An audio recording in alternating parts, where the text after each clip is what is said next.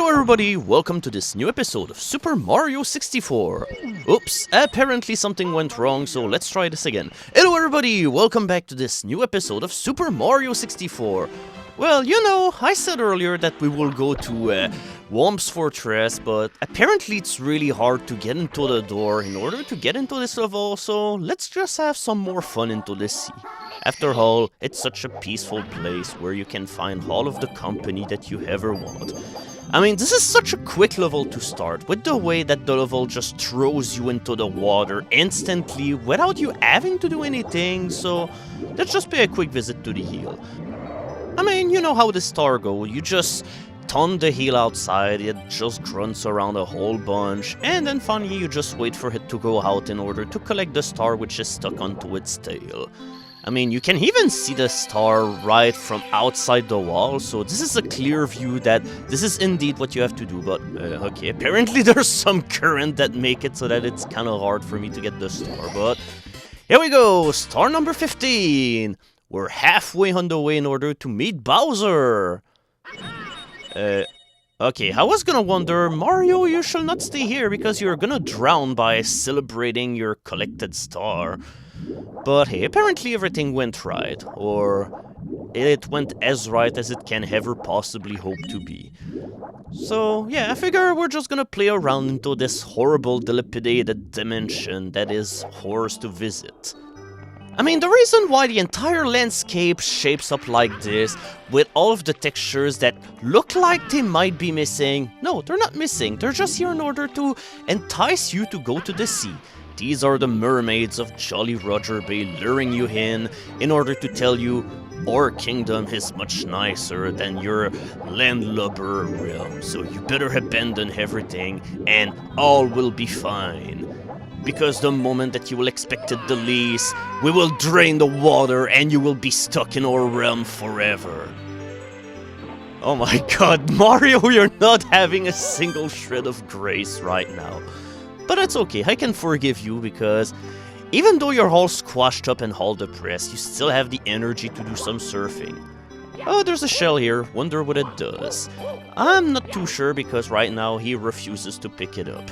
And besides, this is like the oldest trick in the book, because you can be sure that if we try to get the shell, well, you know, the little clam here is just going to retaliate, yeah.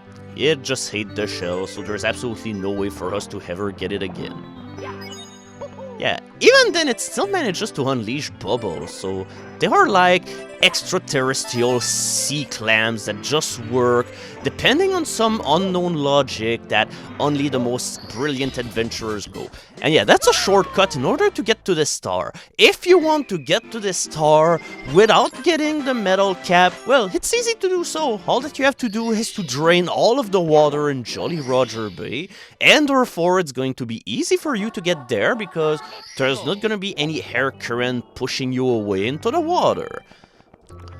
Now, I said that at one point I wouldn't really do the 8 red coins if I can stop it, but yeah, come on, if we weren't getting the 8 red coins, that sort of awesome stunt will not happen. Hail Mario, for he defies everything and makes collecting currency fun and enjoyable ever since 1985.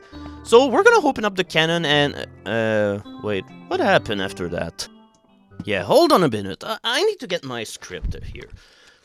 Okay, so at this point, Mario watches the Bob-omb and becomes enamored in its beauty? Nah, let's just restart without any script.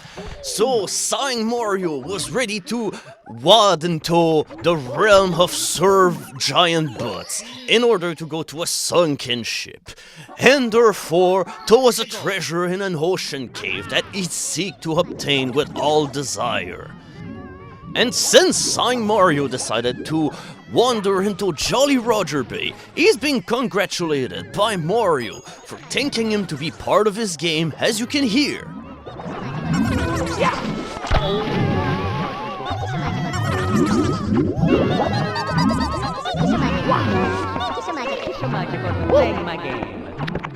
I must have talked to the Bob-omb, said the sign. Oh no, I will not allow you, says the Bob-omb. And by the way, that's indeed the voice that he has. I will only allow the person that you call Mario to talk to me and get the star which is ahead. I will taunt you with it forever so that you will want to destroy yourself forever. And yeah, by the way, the Bob-omb was a real tyrant, as you can hear. But Sign Mario was determined to just not let this get away. So he's gonna get onto this sinking plank, no matter how hard it is for him to even put one foot in front of the other. Which definitely is hard, considering that he's a Sign, but here we go. Now the Bob-omb has no choice but to accept the dialogue. And we're gonna get this cannon ready, and we're gonna use it to blast across Russia, and also... my god, even without a script it doesn't work, so what the fuck do I do now? How do I tell this story? I don't know, maybe if I start from the beginning and then just take my time, everything should work okay. So, okay, Mario was a pretty cool guy. He just wandered into a castle that was seemingly not habited at all, so he just went into a painting, which is full of a... Okay, now I have everything that I need in order to proceed. And then the mountain shifted away from Mario, because his mustache was the ugliest sight in the world. Okay, so now that we're Mario, we definitely have a good stab at getting this cannon open without things going wrong. And now the water is out, so this is our cue in order to proceed. With that said, however, without the water, it might be hard to do that jump across because, yeah, as you can see, the plank now rests at the bottom of the bay, which is why we're dispatching the blue fires in order to make it so that the water will be restored. And yeah, the reason why this ship is still shifting upwards, that's because it's a ghost ship. Oh my god, that landing was so brutal that it squashed Mario forever. Now, how the hell is he even going to make it across? Because now, yeah, he's too depressed to even talk to the Bob-omb, and it kind of goes on for a while. This is too depressing. Give me something else to watch already. I cannot deal with this. Okay, here we go. That's much better. So, yeah, it's a good place. I definitely will reserve Jolly Roger Bay for my next vacation. So anyway, what's gonna happen is that, well, we're definitely gonna send in another plumber. Yeah, whenever you're doing expensive movies like this one, you gotta bring in the seizure water in order to make it so that all the fakers just leave. Yeah, the cameraman right here is doing a good job of trying to not fill in too much the water, but it's probably not gonna last forever too long because, yeah, we have to wander in. Oh, thank you for censoring this, Mario. I'm really grateful. Your fat ass was definitely a good asset for our video making, but at least it's a good thing because we managed to hit the secret switch that makes the entire water disappear. Okay, so I guess we're not gonna talk to the Bob-omb, but at least we have a clear shot at making all our way in order to get to the ocean cave. Can we even call it an ocean cave anymore? Because there's not even any water anymore. But hey, that's the way it is. You cannot not look a horse gift into the mouth because otherwise he's not gonna give you any presents or otherwise anything. Now this part is kinda hazardous because when there's no water, it's definitely not as easy to get into this cave because the slope is pretty steep. Also, you gotta watch out because this entire place is haunted by ghosts. Yeah, those Goombas will never die no matter what, and you will forever be attracted outside of the cave by that one star that will never want to leave you alone. So there's a definitive order in order to open those chests, otherwise you get a nasty shock.